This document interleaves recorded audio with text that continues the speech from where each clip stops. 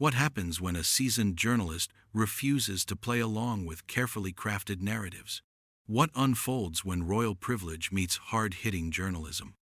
You won't believe what transpired on CNN this morning when Anderson Cooper sat down with Meghan Markle for what was supposed to be a straightforward discussion about her latest philanthropic ventures. Instead, viewers witnessed one of the most explosive confrontations in recent television history, culminating in a dramatic walkout that has everyone talking. Before we get into this incredible story, make sure you hit that subscribe button and drop a comment below, because you're not going to believe what unfolds when two strong personalities clash on live television. The tension was palpable from the moment Meghan Markle stepped onto the CNN set, dressed in an immaculate cream-colored blazer that seemed to glow under the studio lights. She carried herself with the practiced poise of someone accustomed to controlling narratives. Her smile was picture-perfect, her posture regal, but there was something in her eyes that suggested she wasn't entirely prepared for what was about to come. Anderson Cooper, veteran of countless high-stakes interviews, settled into his chair across from her, with his trademark calm professionalism. The CNN cameras rolled as the familiar theme music faded, and Cooper began with what appeared to be a softball question about Markle's recent charitable initiatives. But seasoned viewers of Cooper's show knew better. They recognized the subtle shift in his tone, the way his silver eyebrows raised just slightly, signaling that this wouldn't be the friendly chat Markle's team had likely negotiated. "Meghan, thank you for joining us," Cooper began, his voice smooth but carrying an undertone that suggested deeper probing was imminent. "You've been quite vocal lately about various social causes, but I think our viewers would appreciate some clarity on a few things that have been, shall we say, inconsistent in your public statements." The word inconsistent hung in the air like a challenge. Markle's perfectly composed smile flickered for just a fraction of a second, a micro-expression that trained viewers would catch, but one that spoke volumes about her internal reaction to Cooper's opening gambit. "I'm not sure what you mean by inconsistent, Anderson," Markle replied, her voice maintaining its carefully modulated tone, though those watching closely could detect the slightest edge creeping in. "I've always been very clear about my commitment to social justice and humanitarian causes." Cooper leaned forward slightly, his journalist instincts clearly engaged.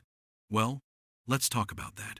Last month, you spoke passionately about environmental conservation at the Global Climate Summit, emphasizing the importance of reducing carbon footprints. Yet public records show that you and Harry have taken over a dozen private jet flights in the past year alone. How do you reconcile those two positions?" The question landed like a precision strike. Markle's media training kicked in as she straightened in her chair, but there was a noticeable pause, the kind that experienced interviewers recognize as a moment when their subject is rapidly calculating their response strategy. "Anderson, I think that's a rather unfair characterization," she began, her voice now carrying a defensive quality that hadn't been there moments before. "Harry and I are deeply committed to environmental causes, and when we do travel, we always offset our carbon emissions. Moreover, our work requires us to be in multiple locations to maximize our impact." Cooper's expression remained neutral, but his follow-up came swiftly. "Carbon offsetting is certainly one approach, though many environmental scientists question its actual effectiveness. But what struck me as particularly interesting was your statement at the summit that every individual must examine their lifestyle choices. Don't you think your audience might see a disconnect between that message, your travel patterns?" The studio atmosphere grew noticeably tenser. Markle's perfectly manicured hands, which had been resting gracefully on the arm of her chair, now gripped the fabric slightly. Her smile, while still present, had taken on a more forced quality. "I think that's a very reductive way to look at our work," she responded, her voice carrying the first hints of irritation. "Harry and I have sacrificed enormously to use our platform for good. We've left behind comfortable lives to fight for causes that matter.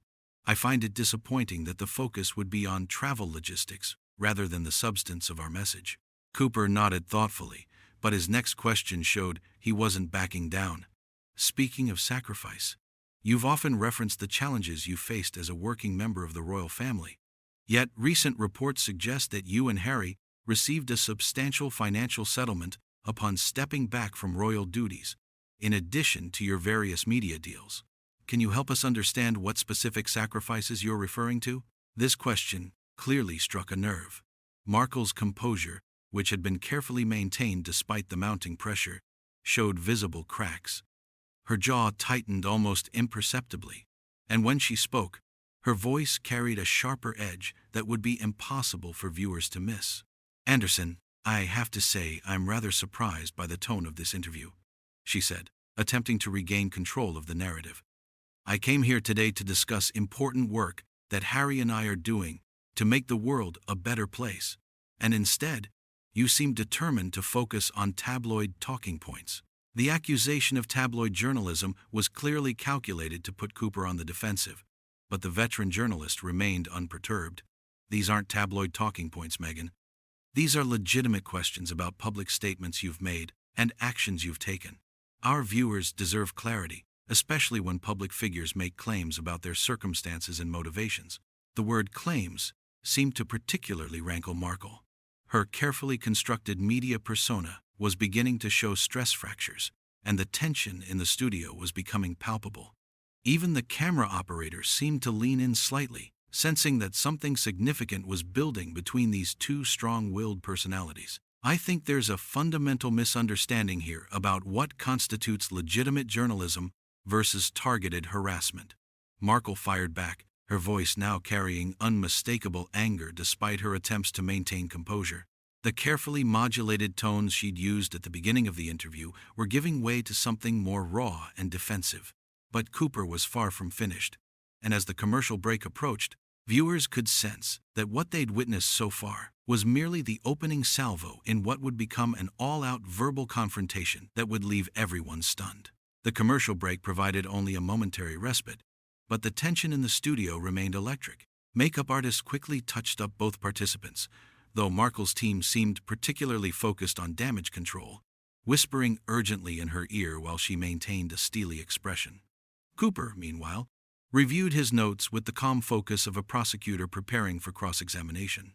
When the cameras rolled again, it was clear that both parties had decided to abandon any pretense of cordial discourse. "Welcome back," Cooper said, his voice carrying a new gravity that immediately signaled to viewers that the kid gloves were off. "Before the break, we were discussing the apparent contradictions between your public advocacy and private actions. But I'd like to shift focus to something our research team has been investigating. Your repeated claims about being silenced by the royal institution, despite having given numerous high-profile interviews and securing lucrative media contracts." Markle's reaction was immediate and visceral. Her eyes flashed with genuine anger, and for the first time in the interview, her carefully constructed facade completely cracked. "Excuse me?" she said, her voice rising slightly. "Are you seriously suggesting that I wasn't silenced? Are you questioning my lived experience as a woman of color in an institution steeped in centuries of tradition and, frankly, systemic racism?" The accusation of racism, deployed like a nuclear option in the conversation, created a moment of stunned silence in the studio. Cooper's expression remained professionally neutral, but viewers could sense the significance of what had just transpired. Markle had essentially accused CNN and Cooper himself of racist motivations for their line of questioning. "I'm not questioning your experience," Cooper replied evenly, though his tone carried a new steel that hadn't been there before. "I'm questioning the consistency of your public statements. You've described being silenced while simultaneously appearing on Oprah, launching podcasts, writing books, and giving speeches around the world. Can you help our audience understand how those two things can both be true?" Markle's composure, already strained, began to unravel more visibly. Her hands moved animatedly as she spoke, and her voice carried the kind of righteous indignation that suggested she genuinely couldn't believe she was being challenged in this way. "Anderson, what you're doing right now is exactly the kind of invalidation and gaslighting that I experienced within the institution," she said, her voice trembling with emotion that seemed genuine. "You're taking my truth, my pain, and you're twisting it to fit some narrative that serves your purposes. This is exactly why people like me struggle to speak out, because we know we'll be met with this kind of skepticism and hostility." The word gaslighting seemed to particularly energize Cooper. His journalistic instincts, honed by decades of holding powerful people accountable, were now fully engaged. "Meghan, asking for clarification and consistency isn't gaslighting. It's journalism. When public figures make claims that influence public opinion and potentially public policy, those claims deserve scrutiny. That's not hostility. That's accountability. The philosophical battle lines were now clearly drawn. Markle had positioned herself as a victim, being further victimized by an unsympathetic media, while Cooper had planted his flag firmly in the territory of journalistic responsibility. The studio atmosphere had become so charged that even the crew seemed to be holding their breath. Accountability? Markle repeated, her voice dripping with incredulity. Let's talk about accountability, Anderson. Where was the media's accountability when I was being racially abused by the British tabloids? Where was the journalistic integrity when false stories were being planted about me daily? But now, when I try to use my platform to create positive change, suddenly, everyone's very concerned about consistency. Cooper leaned forward, his silver hair catching the studio lights as he prepared what would be perhaps his most devastating question yet. You raise an excellent point about media accountability. So let's discuss that. You and Harry have filed multiple lawsuits against media outlets, many of which have been settled out of court with non-disclosure agreements. You've also made serious allegations about members of the royal family making racist comments. Yet, when pressed for specifics or evidence, the responses have been vague or protected by legal agreements. How is the public supposed to evaluate these claims without transparency? This question hit Markle like a physical blow. Her entire body language changed. She sat back in her chair as if she'd been pushed, and her face cycled through several expressions: shock, anger, and what appeared to be genuine hurt. When she finally spoke, her voice was barely controlled fury. I cannot believe what I'm hearing right now, she said, her words coming faster and with increasing intensity. You're asking a woman who has been systematically targeted and abused to provide evidence of her trauma? You're asking me to violate legal agreements and potentially endanger my family's safety to satisfy your curiosity? This is exactly the kind of re-victimization that keeps women silent. Cooper's response was swift and surgical. I'm asking a public figure who has made serious public allegations to provide the kind of substantiation that journalism requires.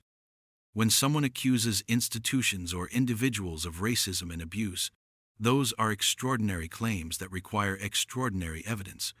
Not because I doubt your experience, but because the implications are so significant.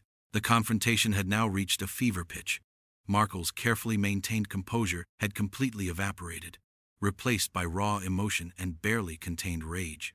Her voice, when she spoke again, carried a quality that made it clear this interview was spiraling completely out of control. Extraordinary evidence? She spat, her voice rising to a level that was clearly audible to everyone in the studio. My word isn't enough? My lived experience isn't enough? What exactly would constitute extraordinary evidence for you, Anderson? Should I have been secretly recording private conversations with my in-laws? Should I have documented every racist comment, every slight, every moment of isolation and pain? The studio had become a powder keg, and everyone present could sense that something dramatic was about to happen. Cooper's next words would either diffuse the situation or provide the spark that would ignite a complete meltdown. As he opened his mouth to respond, viewers could see that Markle was already shifting in her chair, her body language suggesting that flight was becoming a very real option. The confrontation that had begun with polite questions about charity work had evolved into something far more personal and explosive than anyone could have anticipated. Cooper's response came with the measured precision of a veteran journalist who had navigated countless hostile interviews, but his words carried a finality that would prove to be the breaking point. Meghan, the burden of proof isn't about doubting your word. It's about the responsibility that comes with making public accusations. When you claim institutional racism or abuse, when you influence public opinion and potentially public policy, the standard of evidence necessarily becomes higher. That's not personal. It's professional. The word professional seemed to detonate something primal in Markle. Her face flushed crimson, and when she spoke, her voice carried a raw fury that made everyone in the studio recoil slightly. Professional? Professional? She repeated, her voice escalating with each syllable. There is nothing professional about what you're doing right now, Anderson. This is character assassination masquerading as journalism. This is exactly the kind of institutional gaslighting that I've been fighting against my entire life. Cooper remained unnaturally calm in the face of her explosion, which seemed to infuriate Markle even further. I understand you're upset, but these are legitimate questions that any journalist would ask when— Don't! Markle interrupted, her voice now reaching a pitch that was impossible to ignore. She stood up so abruptly that her chair rolled backward, hitting the set backdrop with an audible thud. Don't you dare sit there and tell me what's legitimate when you've spent the last 30 minutes trying to discredit everything I've said. Don't you dare lecture me about journalism when what you're doing is tabloid sensationalism dressed up in a fancy suit. The studio fell into complete silence, except for the low hum of cameras that continued rolling, capturing every second of what was clearly becoming television history. Markle's chest was rising and falling rapidly, her carefully styled hair now slightly disheveled from her animated gestures, her perfect makeup unable to mask the genuine rage burning in her eyes. Cooper made one final attempt to regain control of the interview. Meghan, if you'd like to sit back down, we can approach this differently. No, she cut him off, her voice now deadly quiet but somehow more menacing than when she had been shouting. No, we cannot approach this differently, because this was never about approaching anything constructively. This was about humiliating me, about discrediting me, about putting me in my place. Well, congratulations, Anderson. You've shown your true colors, and so has CNN. She began moving toward the edge of the set, her movements sharp and decisive. The camera operators scrambled to keep her in frame while maintaining their shots of Cooper, who sat in his chair with the expression of someone watching a natural disaster unfold in real time. This interview is over, Markle declared, her voice carrying across the studio with absolute authority. I will not sit here and be subjected to this kind of treatment. I will not allow my truth to be questioned by someone who clearly has no understanding of what it means to be marginalized, to be othered, to be systematically silenced, and then criticized for finding your voice. As she moved further away from the interview setup, she turned back toward Cooper one final time, her expression a mixture of disappointment and contempt that was viscerally uncomfortable to witness. You know what the real tragedy is, Anderson? I came here today genuinely hoping to have a meaningful conversation about issues that matter. I thought CNN was better than this. I thought you were better than this. But I guess I was wrong on both counts. Cooper, still maintaining his professional composure despite the chaos unfolding around him, made one last attempt. Meghan, these are important conversations to have. If you'd like to continue, there is nothing more to discuss, she snapped back, not even bothering to face him fully. The only thing this interview has accomplished is proving exactly why people like me struggle to trust mainstream media. You've turned what should have been a platform for positive change into a public execution. With that declaration, Markle strode purposefully toward the studio exit, her heels clicking against the polished floor in a staccato rhythm that seemed to punctuate her fury. Her team, who had been watching in horror from the sidelines, scrambled to follow her, creating a small procession of chaos as they gathered equipment and tried to keep pace with her determined exit. The studio doors swung open with dramatic force as Markle pushed through them, and for a moment, the sound of her voice could be heard echoing from the hallway outside, though her words were indistinct. Cooper remained seated at his desk, his expression unreadable, as he watched the aftermath of what would undoubtedly become one of the most talked-about interviews in recent television history. As the studio slowly returned to a semblance of normalcy, with crew members looking at each other with expressions of shock and disbelief, Cooper turned back toward the camera.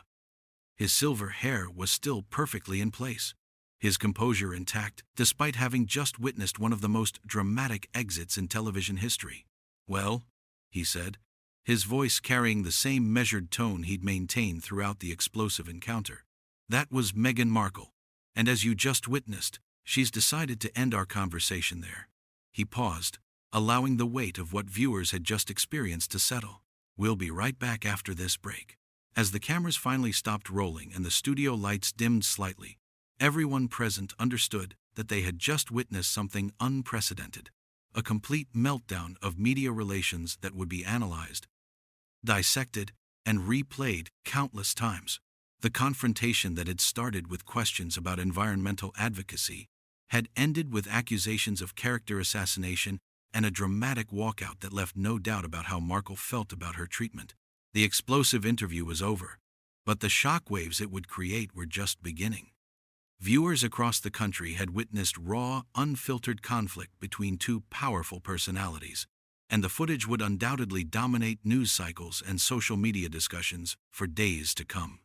What had begun as a standard celebrity interview had transformed into something far more significant, a defining moment that would be remembered as one of the most dramatic confrontations in television journalism history.